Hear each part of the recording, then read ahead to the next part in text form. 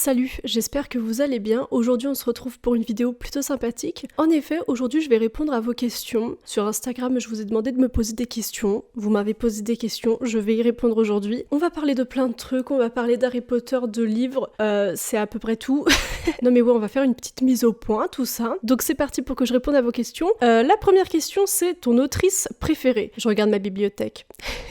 Enfin, je regarde ma bibliothèque, je fais semblant de réfléchir parce que mon autrice préférée, c'est très clairement Taylor Jenkins Reid, l'autrice des 7 maris d'Evelyn Hugo. Aussi de elle, j'ai lu Caris-Otto is Back, que j'ai adoré. C'est-à-dire que j'ai chialé en lisant Caris-Otto is Back. Et aussi, j'ai lu d'elle Daisy Jones and the Six. Donc ouais, c'est très clairement Taylor Jenkins Reid. Va falloir que je lise ses autres livres maintenant, pour être sûre que c'est mon autrice préférée. Mais là, en fait, à chaque livre que je lis d'elle, c'est une pépite. Donc à tout moment, tous ses livres, c'est des pépites, tu vois. Donc ouais, c'est elle. Et vraiment, j'aime beaucoup trop son style d'écriture. Enfin, j'aime tout dans ses livres, ouais. La prochaine question, c'est: peux-tu nous parler un petit peu plus du roman que tu écris? Sur YouTube, vous êtes pas au courant, mais sur Instagram, j'en ai parlé. Je suis en train d'écrire un roman en ce moment. Enfin, c'est pour une vidéo, je me suis donné le défi d'écrire un livre en un mois. Donc là, il me reste 5 jours pour écrire mon livre. Je suis même pas à 30 000 mots, j'en suis à 29 000 mots, très exactement. Ça va pas le faire parce que là, en 3 semaines, j'ai littéralement écrit 30 000 mots. Il me reste 20 000 mots à écrire en 5 jours, je ne sais pas si ça va le faire. Mais en tout cas, la vidéo sortira dans pas longtemps. Si je devais vous donner un petit peu le résumé de mon roman, en gros, c'est une fille qui s'appelle Léane, et j'ai pris ce prénom parce que le tout premier livre que j'ai écrit quand j'avais 13 ans, le personnage principal s'appelait Léane. Donc elle s'appelle Léane, et dès qu'elle a 3 ans, elle est placée en famille d'accueil, sauf qu'à ses 12 ans, elle doit retourner chez ses parents, alors que ses parents l'avaient battue quand elle était enfant, et donc elle retourne dans cet environnement-là, et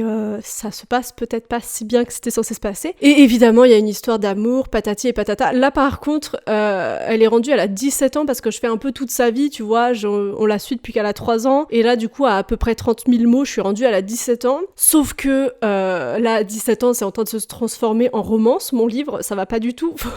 Ça va pas. Non mais ouais, du coup, je m'éclate à écrire ce livre, j'ai trop hâte de l'avoir terminé. Donc voilà pour le roman que j'écris en ce moment, je croise les doigts pour que peut-être un jour il soit potentiellement publié. J'aimerais trop que ma petite Léane se retrouve en librairie. Et puis voilà, on passe à la prochaine question. Ton top 3 de livres. En fait, c'est que je sais quels sont mes 3 livres préférés, mais pour les classer, c'est ça qui est compliqué pour faire un top 3, genre 1, 2, 3. Parce que dernièrement, j'ai lu La voleuse de livres et j'ai tellement adoré que je me dis que je préfère La voleuse de livres aux 7 maris d'Evelyn Hugo, mais les 7 maris d'Evelyn Hugo, c'est mon gros bébé, donc je sais pas. En 3e position, on a La cloche de détresse de Sylvia Plath, donc The Bell Jar en anglais, que je vous conseille vraiment de lire. C'est une écriture qui est très très très très belle, mais l'histoire après c'est ultra déprimant. Ensuite, en 2e position, on a Les 7 maris d'Evelyn Hugo de Taylor Jenkins Reid. Les 7 maris d'Evelyn Hugo, en plus il y a une semaine, c'était mon livre préféré, tu vois. Mais maintenant, c'est La voleuse de livres, du coup en première place, de Marcus Zusak, voilà, que j'ai terminé il y a une semaine. Et donc, voilà mon top 3. La voleuse de livres, Les 7 maris d'Evelyn Hugo et La cloche de détresse. Ensuite, si tu as lu les Hunger Games, lequel est ton favori? Évidemment que j'ai lu les Hunger Games, j'ai tellement aimé, je crois que je les ai lus 3 fois en total. Mon préféré en livre, ça va être le tome 1. Je sais pas, il y a un truc, puis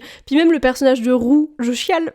Le tome 1 est merveilleux, en livre c'est mon préféré, mais par contre, c'est pas dans ta question, mais je vais y répondre quand même, en film, c'est le 2. On passe maintenant à une question qui je pense va intéresser beaucoup de monde. Est-ce que tu regrettes d'avoir arrêté tes vidéos Harry Potter? PS, j'adore tes vidéos, merci beaucoup. Alors non, je regrette pas du tout d'avoir arrêté les vidéos Harry Potter. J'avais vraiment besoin d'arrêter, parce que sinon c'est que j'allais plus du tout être fan de la saga, et j'ai préféré arrêter de travailler H24 sur cette saga que j'aime, plutôt que de me forcer à faire des vidéos et au final ne plus du tout l'aimer. Parce que en plus, maintenant que j'ai arrêté les vidéos Harry Potter, je constate que j'apprécie beaucoup plus la saga maintenant que quand je passais ma vie à faire des vidéos dessus, tu vois. Donc je suis contente parce que je suis restée fan d'Harry Potter malgré tout, et que je sais que si j'avais continué les vidéos Harry Potter, je serais plus fan aujourd'hui, et ça m'aurait trop brisé le cœur, tu vois. Donc je regrette pas du tout parce que j'en avais vraiment besoin, et puis même aussi, j'en ai parlé, mais je tournais un peu en rond quand même. Je faisais quand même beaucoup les mêmes vidéos, et c'était pas intéressant pour moi, pas intéressant pour vous non plus, et c'est ça quoi, je faisais des vidéos sur Harry Potter depuis mes 15 ans, j'en ai 22 aujourd'hui, j'avais besoin d'arrêter, de tourner un petit peu la page, et je suis tellement contente d'avoir arrêté parce que je peux parler de plus de choses, je me sens beaucoup plus libre maintenant, et d'ailleurs j'ai pas arrêté de parler d'Harry Potter, j'ai juste arrêté de faire des vidéos Harry Potter parce que j'ai mon podcast avec Ben HPTS, on parle d'Harry Potter toutes les 2 semaines,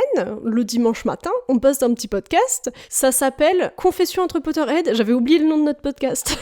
Oui, donc je parle toujours d'Harry Potter, j'ai juste arrêté de faire des vidéos sur le sujet, donc si vous voulez m'écouter parler d'Harry Potter, il y a le podcast qui est là. Donc Donc ouais, je regrette pas du tout. Et par contre, ça m'a trop fait rire parce que quand j'ai dit que j'arrêtais les vidéos Harry Potter, j'ai reçu, mais la plupart des commentaires c'était « Ah mais pourquoi t'arrêtes? Y a le jeu vidéo qui sort, c'est trop nul, t'aurais pu faire plein de vidéos dessus. » Alors j'aurais continué les vidéos Harry Potter, je suis désolée de vous décevoir, mais j'aurais pas parlé du jeu parce que je joue pas aux jeux vidéo. Ensuite, prochaine question, est-ce que Vincent est toujours avec toi malgré que tu as arrêté les vidéos Harry Potter? Alors Vincent, purée, faut que je me lève pour aller le chercher. Viens là bébé. Évidemment que Vincent est toujours avec moi. Là en ce moment je l'ai posé sur une étagère dans mon couloir, comme ça je le vois tous les matins en passant dans mon petit couloir. Je l'aime toujours, Vincent, il est toujours là, il a toujours sa petite écharpe que je lui avais faite. C'est pas parce que j'arrête les vidéos Harry Potter que j'abandonne Vincent.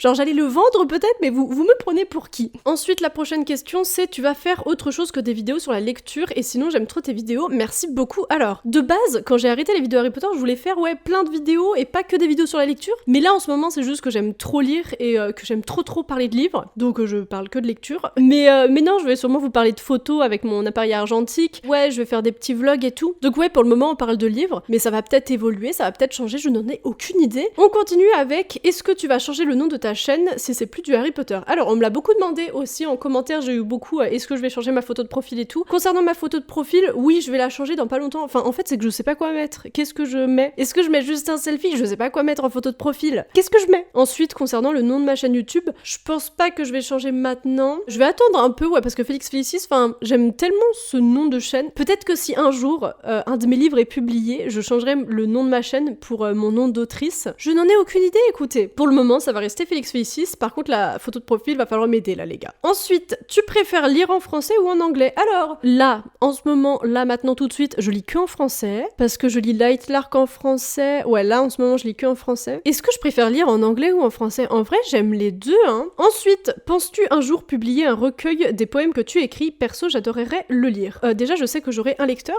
Donc, est-ce que je pense publier les poèmes que j'écris? Oui, je cherche à être publiée, là. Enfin, je cherche, j'ai fait aucune... j'ai envoyé mes poèmes à personne, aucune maison d'édition pour le moment. Mais je cherche à publier mes poèmes, là. Je veux les publier, parce que j'en ai quand même énormément. Ouais, j'en ai énormément. Donc, j'ai carrément assez de poèmes pour faire un recueil. Par contre, je veux pas faire un recueil de poèmes juste avec mes poèmes. J'aimerais bien avoir des illustrations avec. Donc, pourquoi pas faire appel à une illustratrice pour faire mon recueil, faire quelque chose de beau pour les yeux. Donc ouais, je cherche à faire publier mes petits poèmes, et voilà, j'espère qu'ils pourront être publiés un jour, peut-être que non, parce que peut-être qu'ils sont tous nuls. Ensuite, si tu pouvais choisir qu'un seul livre dans ta bibliothèque, ça serait lequel? Vous m'en posez des questions, vous? Alors, qu'un seul livre, encore une fois, je regarde ma bibliothèque. Je pense que si je devais choisir un seul livre, ça serait le journal d'Anne Frank. Ouais, alors pourquoi? Parce que je pense que c'est un livre que j'aimerais relire plus tard dans ma vie, donc ben c'est celui-ci que je prendrais, voilà. Ensuite, quel était ton livre préféré quand tu étais petite? Alors mon livre préféré, c'était Les Petites Poules. Je sais pas si vous connaissez Les Petites Poules, mais quand j'étais petite, il y avait genre que la petite poule qui voulait voir la mer et tout, alors que maintenant il y a plein de petites poules, genre c'est devenu énorme. Attendez, dans les librairies, la librairie à côté de chez moi, ils ont une étagère Les Petites Poules. Moi les Petites Poules, c'est mes histoires préférées que ma mère me lisait quand j'étais petite, c'est-à-dire que j'aime toutes les histoires des petites poules. Mon histoire préférée des albums collecteurs des petites poules...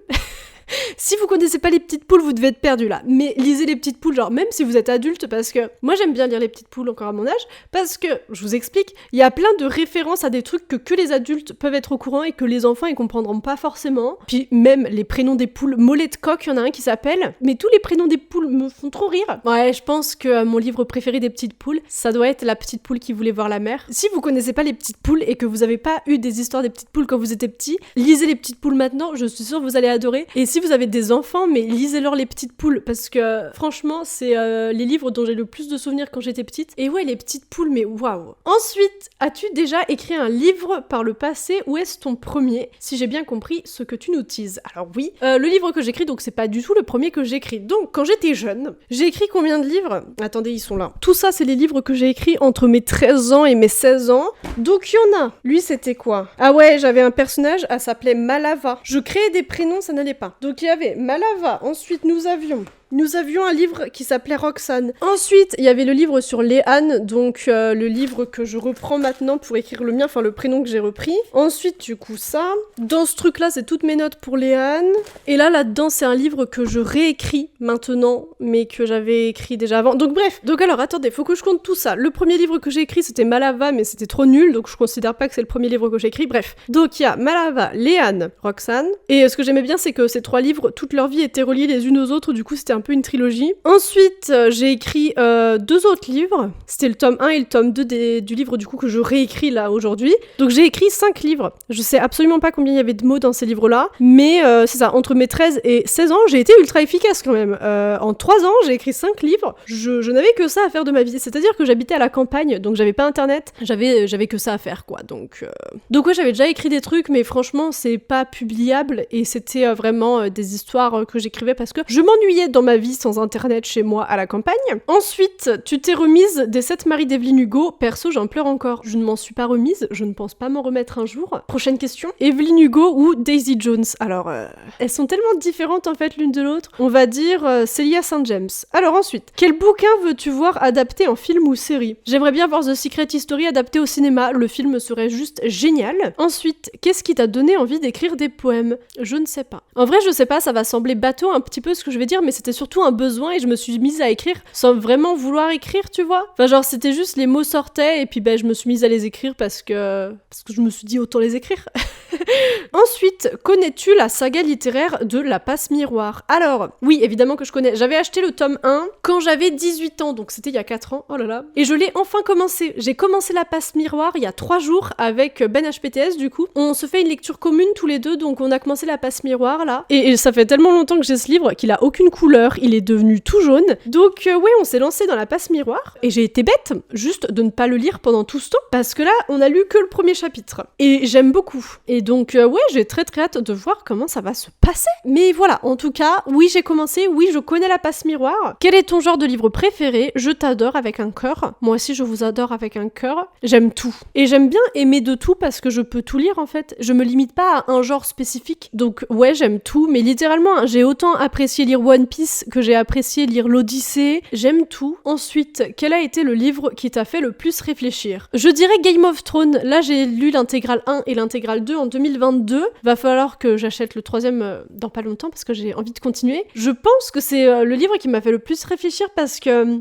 quand ils sont tous éparpillés là, les Stark, moi ça me fait réfléchir de me dire attends mais on est où? Genre c'est surtout le parcours d'Arya qui me fait réfléchir et vu qu'il y a des trucs quand même pas mal différents de la série, je suis perdue entre ce que j'ai vu dans la série, ce que je lis dans le livre, bref, ça me fait réfléchir Game of Thrones et ouais je pense que c'est ce qui me fait le plus réfléchir et j'ai hâte de continuer avec le 3e intégral. C'était la dernière question. J'espère que j'ai répondu à toutes les questions qui vous intéressaient. Évidemment, vous pouvez me poser des questions dans les commentaires, j'y répondrai. Hein. Je lis beaucoup les commentaires en ce moment. Depuis que j'ai arrêté les vidéos Harry Potter, je réponds à tous les commentaires parce que j'aime trop. Et voilà quoi, je suis trop contente d'avoir répondu à vos questions. Maintenant, vous savez que je regrette pas d'avoir arrêté les vidéos Harry Potter, que je m'éclate à faire des vidéos sur les livres, et que j'écris un livre et que j'écris des livres depuis que je suis jeune, au final. Bref, voilà, moi je me remets à écrire mon livre. Nous, on se retrouve la semaine prochaine pour une autre vidéo, et je crois que cette vidéo est terminée. Bisous!